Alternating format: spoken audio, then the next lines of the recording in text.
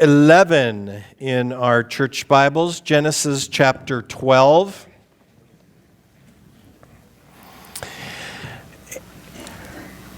And we're going to read what is a very well-known story, the beginning of a story in the Bible. It's the story of the call of Abraham. And we're going to just kind of read a couple of verses. I encourage you to leave the Bible open. We're going to come back to it in a little while. But this is kind of what we're going to focus on. It's kind of the concept that we get out of here. So let me begin reading at verse 1. The Lord had said to Abram, "Leave your native country." Say, leave. Leave your native country, your relatives and your father's family, and go to the land that I will show you. And I will make you into a great nation. I will bless you and make you famous, and you will be a blessing to others. Say, blessing to others. I will bless those who bless you and curse those who treat you with contempt. All the families on the earth will be blessed through you. So we're going to talk a little bit this morning about fear. And I came across this quote from Jerry Seinfeld where he said, according to most studies, people's number one fear is public speaking. Number two is death. Death is number two. Does that sound right? This means to the average person, if you go to a funeral, you're better off in the casket than doing the eulogy. I also came across this. I thought it was kind of cute. I hope you think it's cute. I have a fear of speed bumps, but I'm slowly getting over it. That's hilarious. Okay, here's our question for today. And if you've not been here before, we ask a question every week. You are invited to answer it. And here it is. What in your life has hindered you from decision making or closed you off from new opportunities? Now, I want to say that some of our questions are a little lighter. Some of them are a little deeper. This is a little bit deep. And we're hoping that maybe some of you might be able to share a little bit of what has kind of closed you in over your life. And we have hands going up already. So what in your life has hindered you from decision making or closed you off from new opportunities? You just need to stand up, speak directly into the mic, and give us a brief answer. Hi, I'm Jan. For me, it's been fear and not really healthy self-esteem, I think. Those things combined kind of close me off from new opportunities. So I'm trying to get over it now in the end game. Thank you, Jan. My fear of succeeding at something has actually hindered my decision making and closed me off from many opportunities. Okay, that's interesting. Fear of success, fear of it coming through okay. That's excellent. Thank you. Hi, my name is Ann. And for me, it's like Jan said, fear, but also depression, because I found that depression has just, all I want to do is hide in a corner and not face reality. I can't, and I don't have the energy or the strength to make a decision. Thank you, Ann. Very good. Anybody else? My name is Benjamin, and loyalty is something that has held me back, because when someone would give me a break or someone would take a chance on me, I would stay with them as long as I could and not see the opportunities out there for me after my time was up with them. So yeah, I need to worry more about me sometimes. Thanks, Benjamin. It's perceptive. Very good. Anybody else?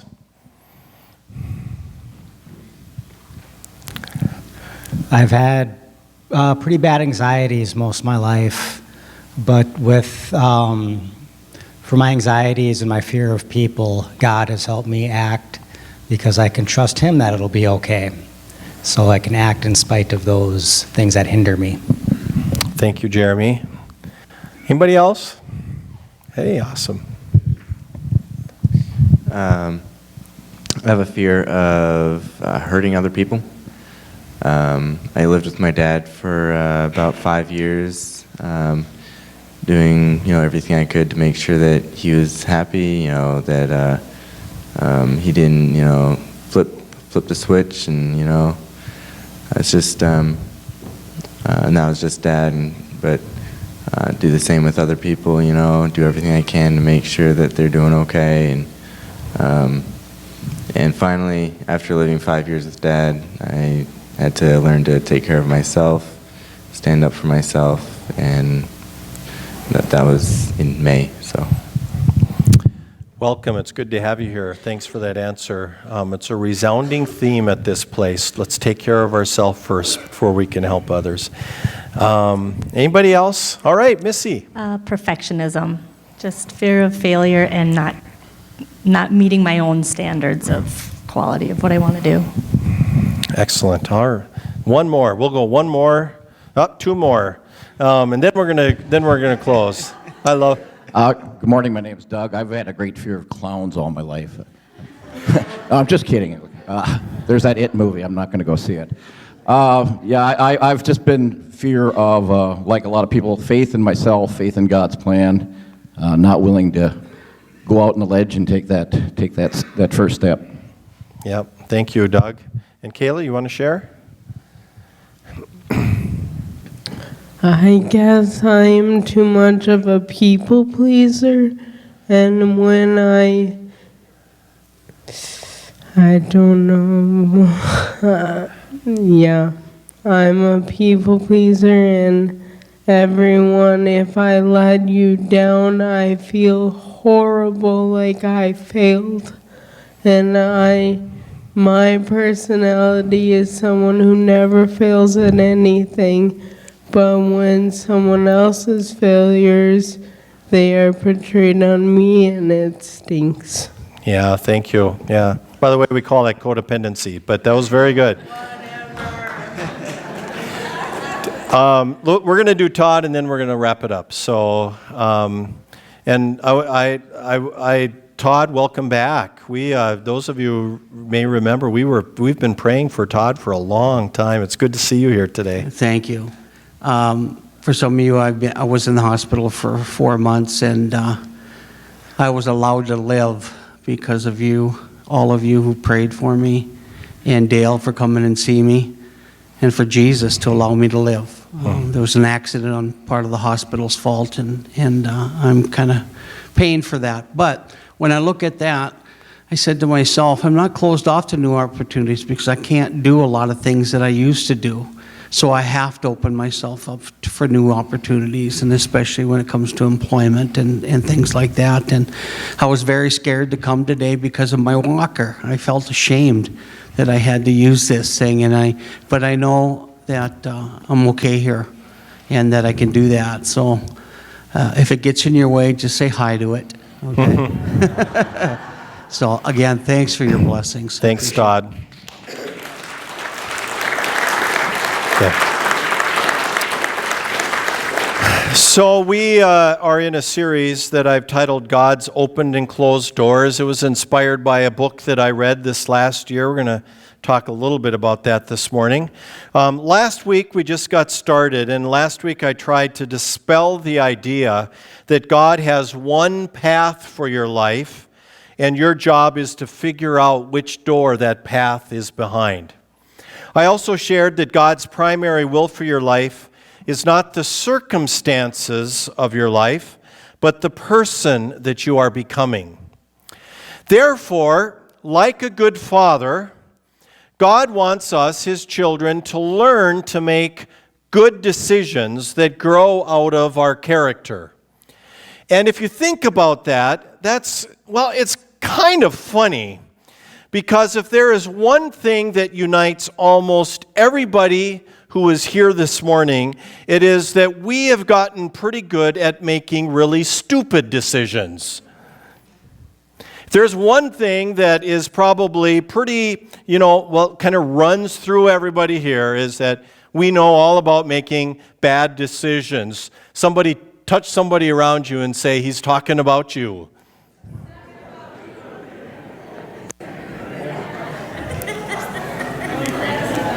Turn back and say, right back at you.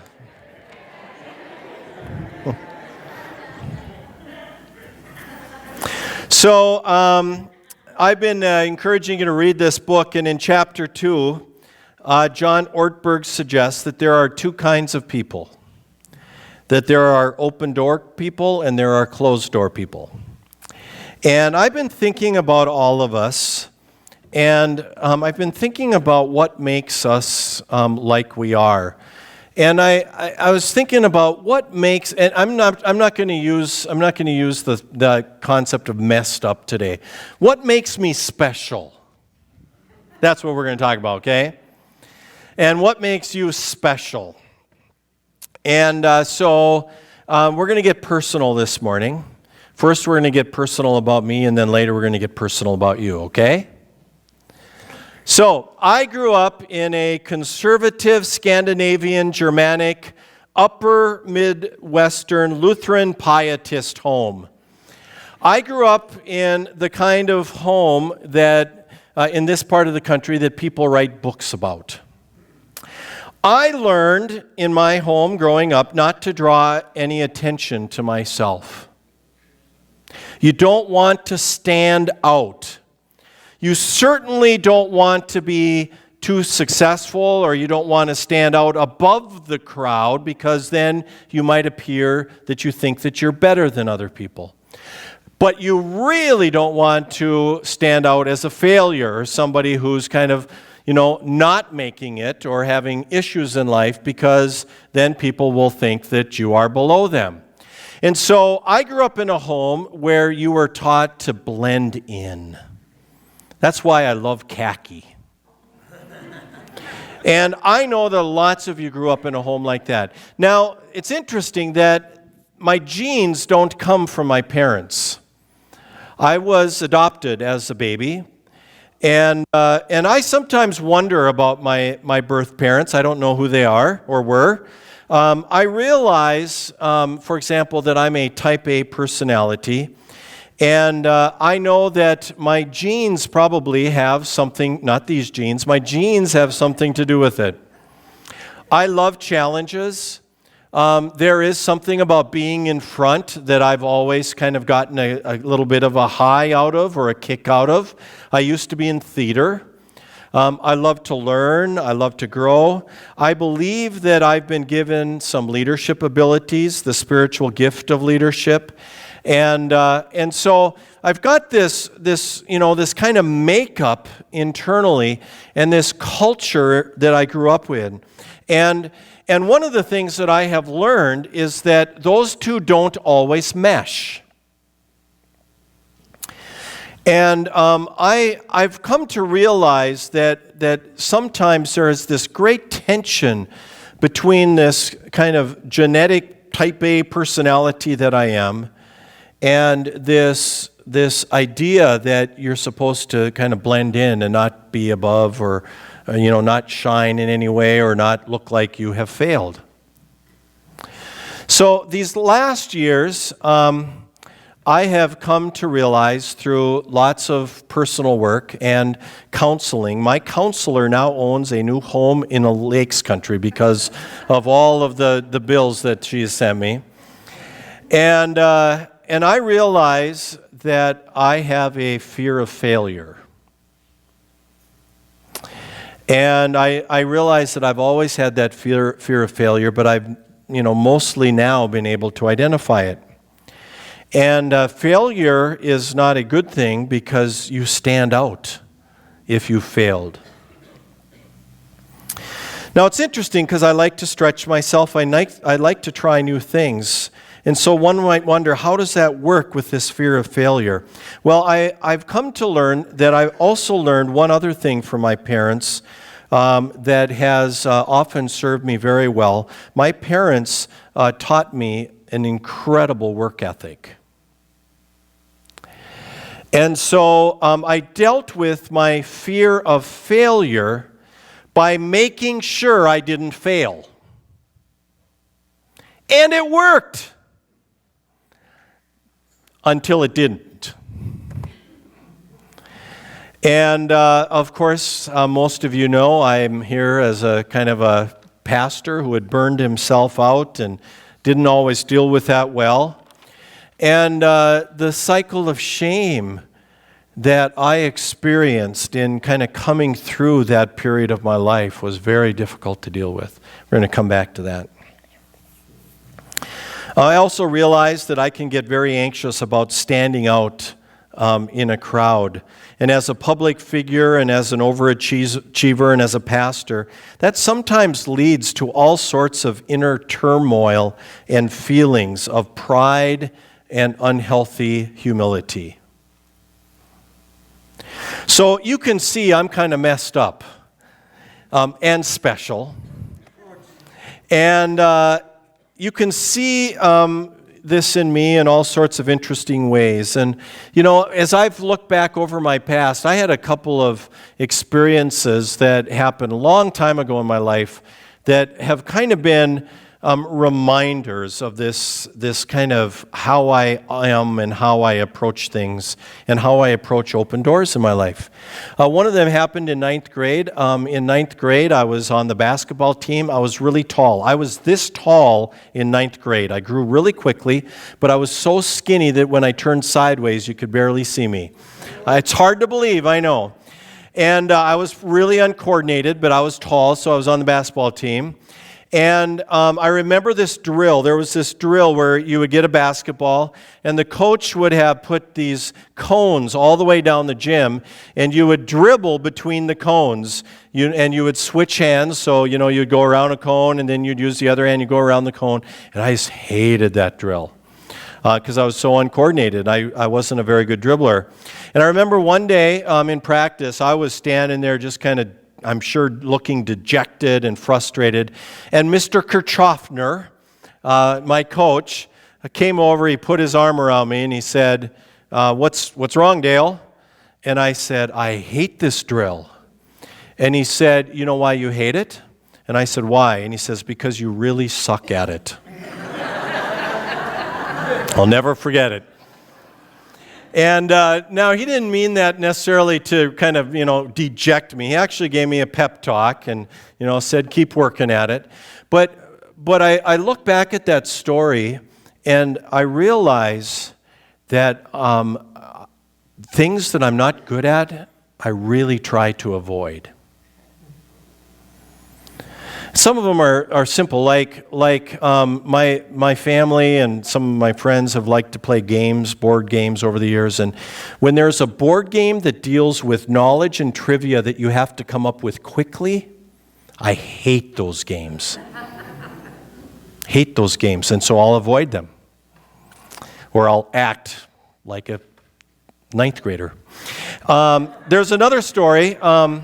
Early in the 1980s, I was a youth and education director at a church here in town, actually, and I was just a very young man, learning, you know, how to do ministry, and I was maybe at times in over my head a little bit, and there were a group of people who were involved in the ministry, and I remember with some good intentions one day, you know, in leading these people saying, okay, so I really need your help. I want to thank you for being here, and I really need your help in some areas because there are some of these things that I'm just really not very good at.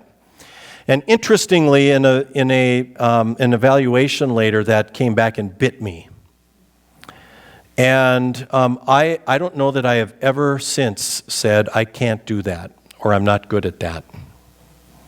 That's always stuck with me.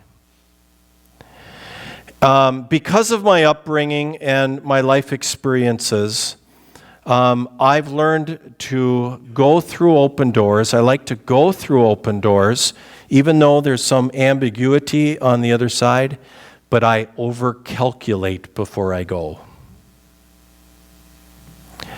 And so I've learned a lot about myself these last years. So why in the world do I share this? You now know more about me than you ever wanted to know. Touch someone and say, he's got that right. So here's why I told you all this. Because you've got your own story. You've got your own story.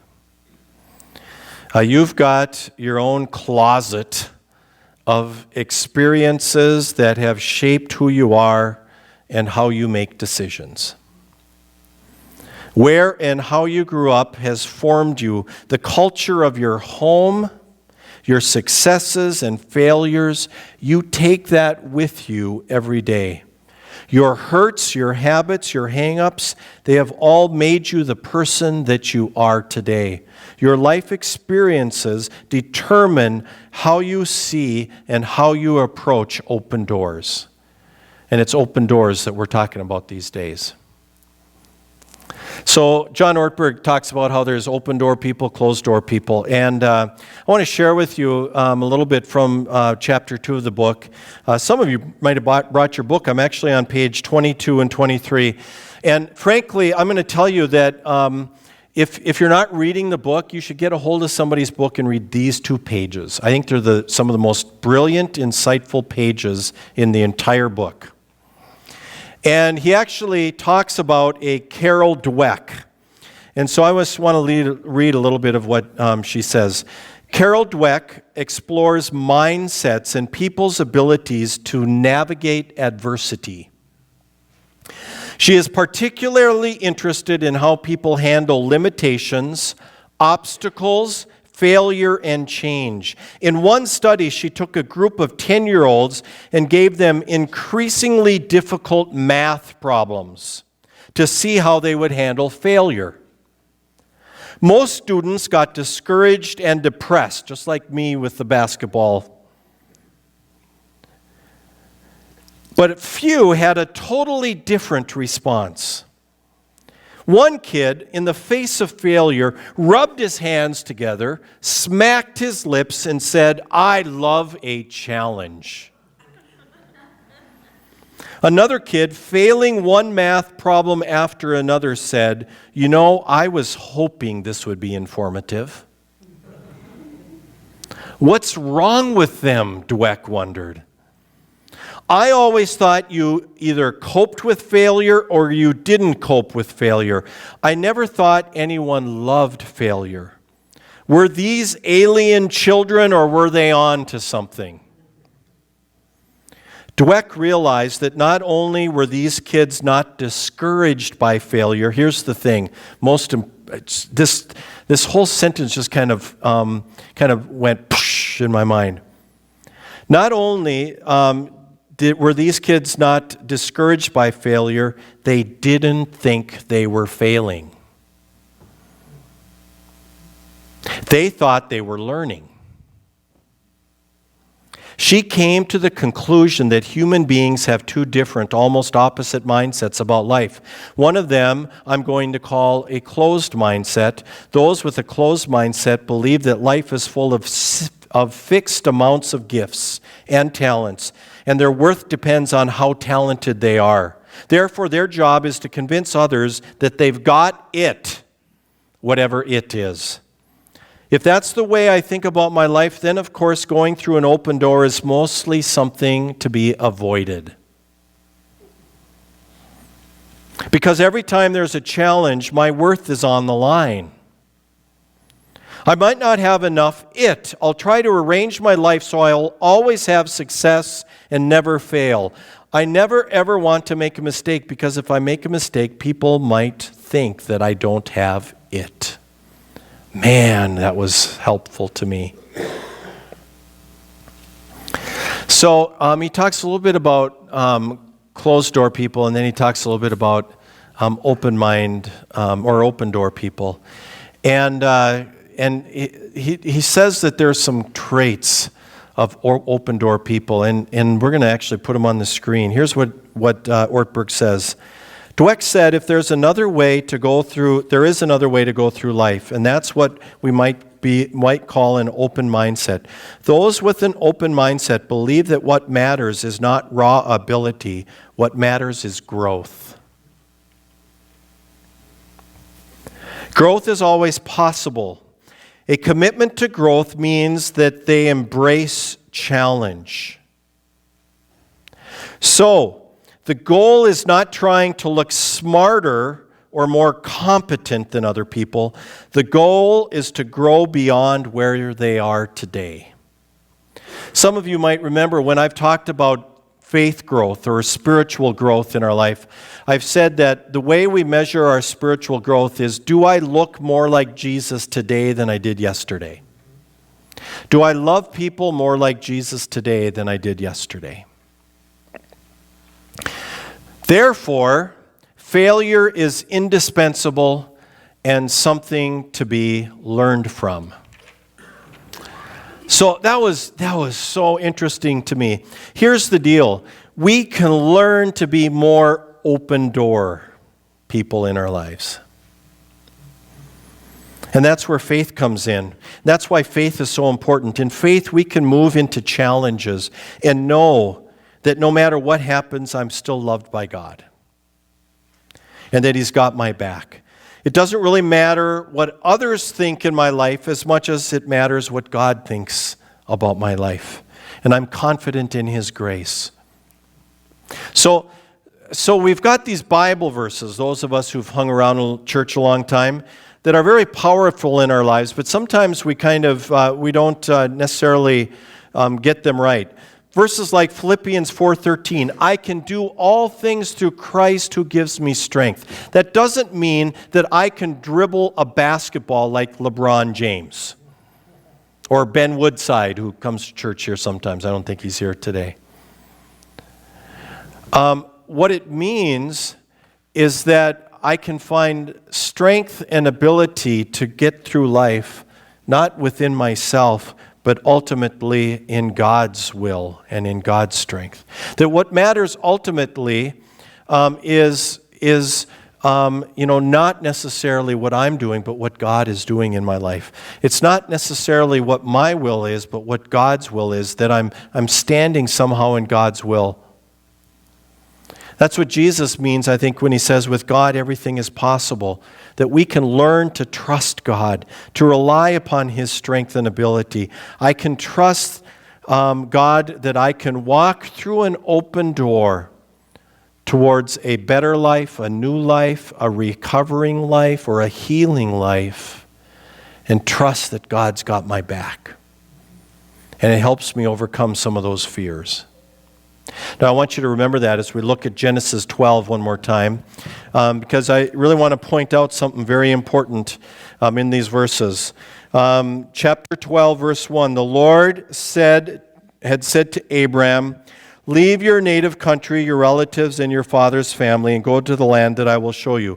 Now, that seems a little bit sterile. Here's what God is telling Abram. He's saying, I've got a promise for you. I want you to walk through an open door. I want you to go towards this door that I know it's uncertain, but I have a promise for you. But to do so, you have to leave everything that's comfortable. You have to leave everything that defines the security that you have come to know. You have to trust me and leave behind your home, where you've kind of been, and some of the people that you have surrounded yourself with. And then you can walk through the open door. What I want to share with you this morning is that to walk through an open door, we can't forget that first we're leaving something before we're moving on to a new future. I will make you into a great nation. I will bless you and make you famous, and you will be a blessing to others. And so God calls Abram, and he goes. In the book, All the Places You Will Go, How Will You Know, John Ortberg has a chapter titled Open Door People and Closed Door People. It's the second chapter of the book. The premise is that you can learn to be an open door person. And I believe that you can learn to become more open to moving ahead in faith. And you can find ways to strengthen your abilities, relieve yourself of some of the fears that have bound you in life, and move forward through open doors. So he has this list of these traits about open door people. I'm going to just kind of list them for you. We're not going to really talk about them, but I think if you're not reading the book, you might find these interesting. So he says, first, open door people are ready or not. In other words, they'll go when other people will not step forward. Open door people are unhindered by uncertainty. That's a hard one for me. I want to know as many facts as I can before I go forward. 3, they're blessed to bless others. We saw that with Abraham. Abraham wasn't called to go through an open door just because it was going to be a blessing for him. He was going because he was going to be a blessing for others. It's not all, this might be a shock, but it's not all about you. 4, open door people resist and persist. They resist the things that hinder them. They learn to persist in moving forward, even through adversity. Number 5, open door people have fewer regrets. That makes sense, right? Open door people learn about themselves. That's been me. And open door people are not paralyzed by their imperfections. So what occurred to me, though, was that perhaps the most important thing I could do before we went home today was to help you understand what has made you the way you are. That's why I shared my own story, and maybe we can just identify a couple of those things before we leave today. So let's get personal. I wanted to share with you this morning about my upbringing because you have an upbringing. About my past, because you have a past. Your life experiences and how God has wired you, they all contribute to whether you are open door person or closed door person. These things determine how you will approach an open door. For some of you here today, your past trauma and your past struggles have not only made you a closed door person, but you have moved all of the furniture in front of the door as an extra barrier. And you're letting fear control you. Abraham had to learn to leave it behind in order to move forward. So I've come to learn that there are life experiences and struggles that tend to cause us to be more closed than open. Closed to what God wants to do in our life. Closed to healing. Closed to recovery. And it's a prison. Some of you are living in a prison with only locked doors around you right now. Abuse puts us into a closed door room. If you have suffered abuse of any kind, you have probably finding yourself as a closed door person. Physical abuse, sexual abuse, verbal abuse. For some, the past trauma has resulted in a cycle of unhealthy relationships. You know you shouldn't, but you keep going back to what you have known to be familiar. You might have a fear of being alone. Because of your trauma, you can't see the open door towards health and well-being. And before you move forward, you need to deal with what it is that you're trying to leave. My friend Jeremy up here taught me a saying long time ago. It's kind of known around the recovery circles. I've cleaned it up a little bit for today. If you know Jeremy, you know what I mean. But it's this. My poop stinks, but it's warm. Heard that saying before? Yeah.